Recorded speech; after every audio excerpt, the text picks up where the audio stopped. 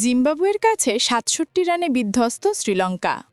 পাকিস্তানের রাওয়ালপিন্ডিতে অনুষ্ঠিত ত্রিদেশীয় টি-20 সিরিজে শ্রীলঙ্কাকে ৬৭ রানের বড় ব্যবধানে হারিয়েছে জিম্বাবুয়ে।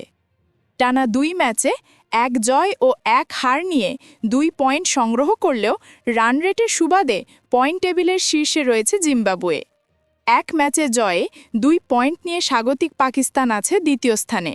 প্রথম ম্যাচ খেলেই হারের তেতো স্বাদ পেয়েছে শ্রীলঙ্কা।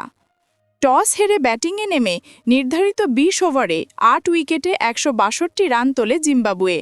ওপেনার ব্রায়ান বেনেট ৪৯ এবং অধিনায়ক সিকান্দার রাজা ৪৭ রানে ইনিংস গড়ে তোলেন।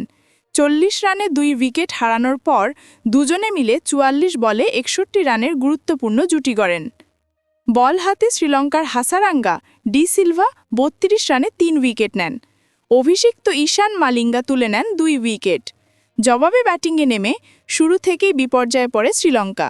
ইনিংসের প্রথম ওভারেই উইকেট হারানো দলটি ৫২ রানের মধ্যেই ৫ ব্যাটারকে হারায়। শেষ পর্যন্ত নির্ধারিত ওভারে ৯৫ রানে অল আউট হয় দাসুন সানাকার দল। দলের হয়ে মাত্র ২ ব্যাটার ২ অঙ্কে পৌঁছাতে পারেন। অধিনায়ক সানাকা ২৫ বলে ৩৪ রান এবং ভানুকা রাজাপাকসে করেন ১১ রান। জিম্বাবুয়ের ব্র্যাড ইভান্স নেন ৩ উইকেট। রিচার্ড এনগারাভা নেন ২ উইকেট। অলরাউন্ড নৈপুণ্যে ম্যাচ সেরা নির্বাচিত হন অধিনায়ক সিকান্দার রাজা।